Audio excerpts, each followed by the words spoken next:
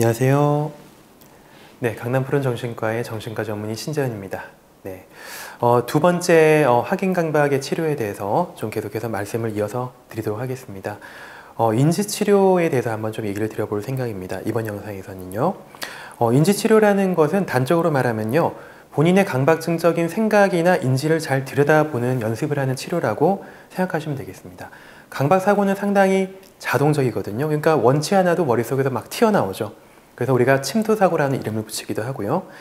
생각 자체는 사실 어떻게 보면 정상적인 부분이 있거든요. 우리가 생각이 드는 것도 정상적인 거고 또 확인하고 싶은 욕구도 상당히 정상적인 거죠. 인간의 머릿속에서 하루에 하는 생각이 한 2만 개에서 7만 개 정도라고 알려져 있거든요. 상당히 생각이 많은데 이만큼 많은 생각 중에서 우리가 생각하는 것을 인지하는 경도는 한 요 정도라고 보시면 되겠습니다. 그래서 그만큼 머릿속에 떠돌아다니는 생각 대비 인지하는 것은 굉장히 적죠.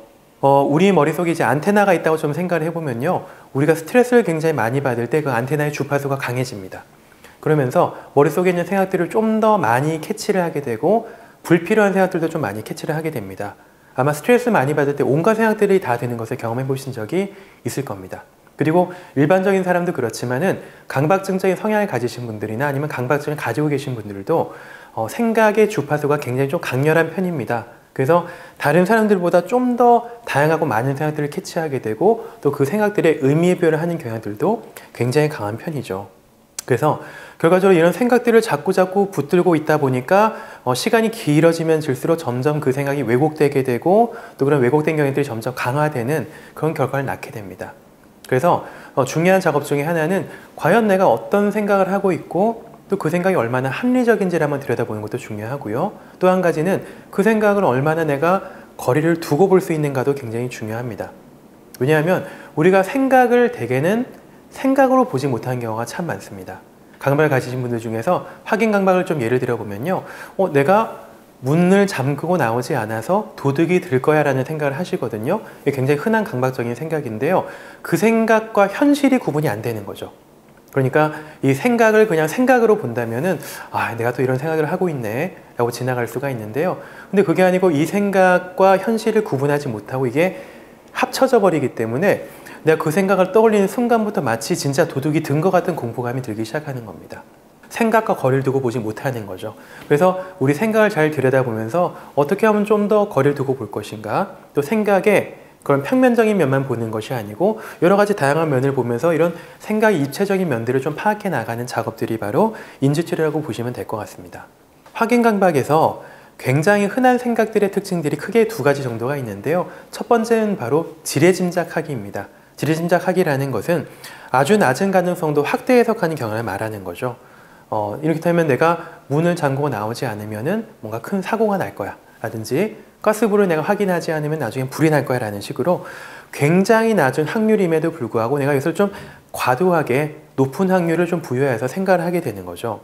그래서 이런 분들이 좀 먼저 생각을 해봐야 될 거는 진짜로 본인의 경험에서 단 한 번이라도 그런 적이 있는지 한번 생각을 해보셔야 되고요. 혹은 경험이 있더라도 과연 그것이 그렇게 끔찍한 결과를 낳았는지에 대해서 한번 생각할 필요가 있습니다. 실제로 치료를 할 때는 확률을 계산해 보기도 합니다. 영상 보신 분은 한번 좀 따라해 보시면 좋겠는데요. 문단속을 제대로 하지 않으면 도둑이 들 거야 라는 확인 강박의 생각을 한번 들여다보도록 하겠습니다. 확률을 한번 계산해 볼게요. 과연 문을 열어놓을 확률이 얼마나 될까요? 한 10번 중에 한 번이라고 생각합시다. 물론 그런 확률도 굉장히 좀 훨씬 낮을 테지만요. 10번 중에 한 번 10분의 1 정도가 되죠. 그리고 문을 열었는데 하필이면 또 도둑이 들어야 됩니다. 문이 열려 있는데 도둑이 들 확률이 얼마나 될까요? 대개 요즘에 아파트나 빌라 같은 곳은 CCTV가 굉장히 잘 되어 있거든요. 또 여러 가지 방범 장치라든지 아니면 문에 자동 개폐문 같은 것들이 잘 설치가 되어 있기 때문에 사실 요즘에 문을 통해서 침범하는 도둑들이 올 확률은 굉장히 낮다고 볼 수가 있겠죠.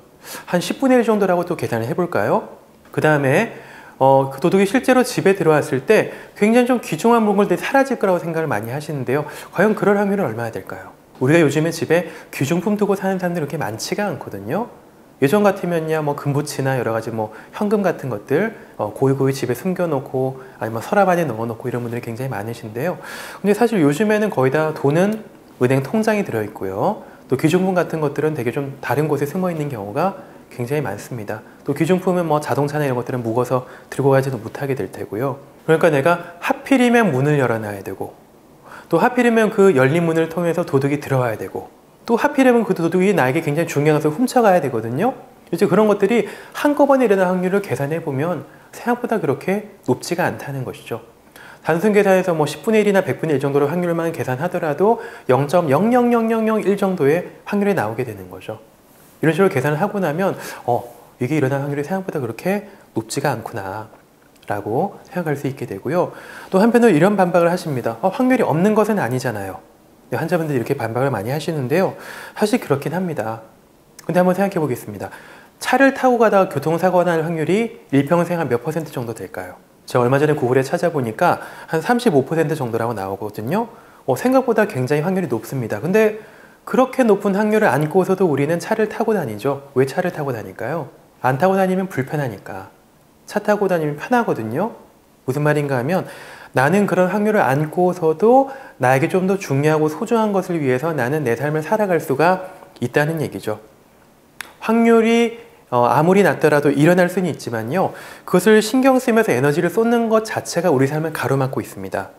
근데 사실 생각해보면 우리 삶 자체가 일어난 사건을 계속 수습해 나가는 과정이잖아요. 여러 가지 많은 사건들이 내 삶에서 일어날 수가 있고요. 하지만 일어나더라도 우리는 그것을 재빨리 수습하고 계속 다음 단계로 나아가는 것이 우리가 살아가는 과정이라고 볼 수가 있죠. 그러니까 우리는 여기서 생각해 봐야 될 것은 굉장히 낮은 확률이라면 이런 것들은 안 일어난다고 생각하는 것은 아니고요. 약간의 불편함이나 염려는 있지만 이걸 안고서 살아가는 것은 충분히 가능하다라는 쪽으로 생각을 해야 되고요. 또 우리는 이런 불편함을 안고서 살아가는 연습을 계속 해야지만 되는 것입니다. 그 다음 두 번째로 흔한 생각의 오류는요. 바로 재앙화 사고입니다. 재앙화 사고라는 것은 끔찍한 결말이 날 것이다 라고 생각하는 겁니다. 내가 가스레인지 불을 확인하지 않게 되면 불이 날 것이고 이 불이 아파트 전체를 옮겨 붙을 것이고 그 손해배상이 다 나한테 와서 나는 패가망신하게 될 것이고 내 삶은 망할 것이다. 네, 약간 우스갯소리처럼 들릴 수도 있지만요. 굉장히 많은 분들이 이 생각을 하셔요. 그렇기 때문에 끊임없이 계속 가스불을 확인하고 가스불이 켜졌는지 안 켜졌는지 콘센트가 제대로 꺼졌는지를 계속 확인하게 되거든요. 이렇게 한번 생각해 보는 거죠. 과연 현실적인 최악의 상황은 무엇일까 한번 생각해 봐야 됩니다. 내가 끔찍한 결말을 자꾸 생각하게 되지만 그것은 최악의 상황이거든요. 최악의 상황과 현실적인 최악은 분명히 다릅니다.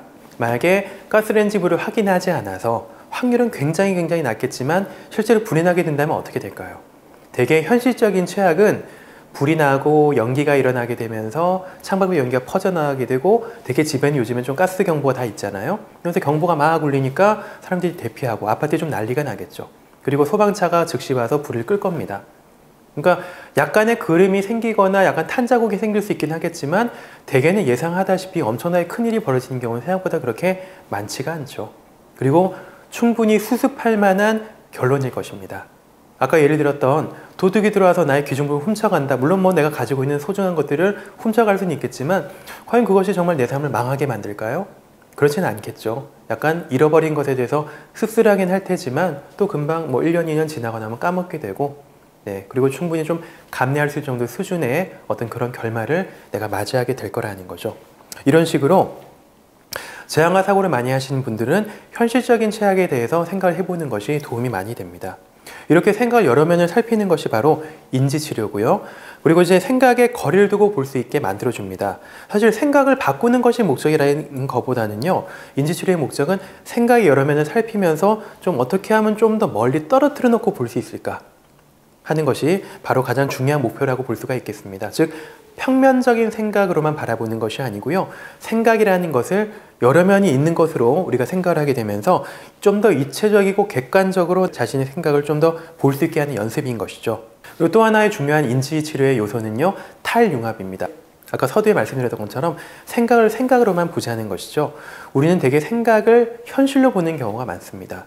그렇기 때문에 내가 생각을 어떻게 하면 좀 거리를 둘 수 있을까를 계속 고민하면서 해나가는 작업들이 또 필요합니다. 탈융합에는 객체화시키는 것이 좀 도움이 많이 됩니다. 객체화라는 것은 생각을 좀 사물로 보는 것이죠. 제가 주로 많이 예를 드는 것이 바로 기차인데요.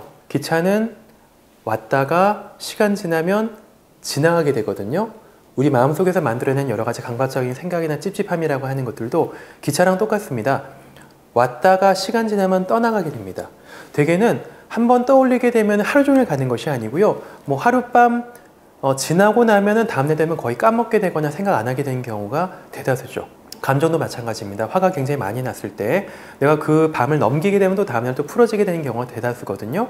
근데 중요한 것은 내가 이것을 잘 보내주는 것이 중요합니다. 강박적인 생각이 기차처럼 내 앞에 왔을 때 되게 많은 사람들이 이걸 붙들고 좀 싸우게 되거든요. 멱살 잡고 싸우게 되다 보면은 기차가 제대로 떠나가게 되질 못합니다. 생각이 들어올 때마다 이 생각이 너무 싫어서 불편해서 이 생각을 하지 않으려고 계속 노력을 하다 보면은 오히려 이 생각이 잘 떠나가는 것이 아니고 역에 남아서 오랜 시간 동안 머물게 되면서 나에게 굉장히 중요한 것으로 남게 되거든요. 그래서 우리는 이런 마음가짐이 중요합니다. 생각이 들어왔을 때 아, 또 기차가 들어왔네 라는 생각을 해보는 거죠. 기차가 또 들어왔네. 하지만 시간 지나면 이 기차는 나를 지나갈 것이니까 나는 이것과 거리 두고 내가 해야 될 것들을 좀 집중하면서 시간을 보내자라는 인식을 반복해서 가지는 겁니다. 또 하나 탈융합에 도움이 되는 생각 중에 하나는요. 강박이라는 놈이 어깨에 앉아있는 앵무새다라고 한번 생각을 해보는 거예요. 즉 강박이라는 놈이 어깨에 앉아 계속 끊임없이 얘기를 합니다. 야, 너 문 단속 안 하면 도둑 들 거야. 너 가스불 확인 안 하면 너 망할 거야. 너 업무를 지금 하고 있는 거 일 제대로 체크하지 않으면 상사한테 혼날 거야 라고 어깨 위에 앉은 강박이라는 놈이 계속 끊임없이 나에게 얘기를 하는 상상을 한번 해보는 거죠. 그렇다면 조금 거리를 수 있게 됩니다. 또 한 가지 중요한 것은 그 앵무새가 나한테 아무리 얘기를 하더라도 나는 그 얘기를 들으면서도 나는 그 앵무새의 말에 따르지 않고서도 나한테 중요한 것을 선택할 수 있다는 것이죠. 어쨌든 이런 탈융합의 방법들을 내가 연습을 해나가면서 생각을 좀 거리두게 되는 것이 굉장히 중요한 치료의 변화 과정입니다. 그리고 또 하나 중요한 요소 중에 하나가 바로 가치입니다. 가치라는 것은 나에게 굉장히 중요한 어떤 것들을 말하는데요. 이런 질문을 제가 자주 던지라고 환자분들에게 말씀드립니다. 내가 되고 싶은 나로서 살아가기 위해서 과연 지금 선택해야 되는 것은 무엇인가? 라는 질문을 본인에게 자주 던져보면 좋습니다. 이런 분이 계셨습니다. 확인을 너무 많이 하다 보니까 가족들이 너무 싫어하는 거예요. 뭐만 하면 확인하려고 계속 가족들한테 전화하고 제대로 했냐고 자꾸 화를 내고, 근데 아내분이나 아니면 자녀분들은 이런 것들을 제대로 확인 안 하고 살거든요. 그러니까 제대로 확인 안 했다고 자꾸 싸우게 되면서 갈등이 자꾸 깊어지게 되는 거죠. 근데 그 아버지가 사실 원하는 것은 내가 화를 내는 아버지가 아니고요. 가족들과 화목하게 지내는 아버지의 모습이 진짜 본인이 원하는 그런 가족의 모습이었다는 거죠. 그래서 이런 모습이 있다면 그 이미지를 온전히 떠올리고 느껴보고 계속해서 상상을 해봅니다. 그러면서 본인한테 자주 질문을 던져보는 거죠. 내가 이런 온화하고 좋은 아버지가 되기 위해서 지금 이 순간 선택해야 되는 것은 무엇인가? 라는 질문을 자꾸 던져본다면요. 내가 지금 선택해야 되는 것이 과연 확인해야 될 것인지, 아니면 이 확인을 조금 참고서도 잘 흘려보내야 되는 것인지, 이런 것들을 좀 가늠할 수 있는 그런 여유가 생겨날 것입니다. 네, 이번 영상에서는요, 확인강박증의 인지치료는 어떻게 하는 것인지에 대해서 말씀을 드렸고요. 그리고 확인강박증에 있어서 좀 특징적인 생각들의 오류들을 어떻게 좀 바로잡을 것인지, 그리고 어떻게 하면 좀 생각과 거리둘 수 있는지에 대해서 말씀드렸습니다.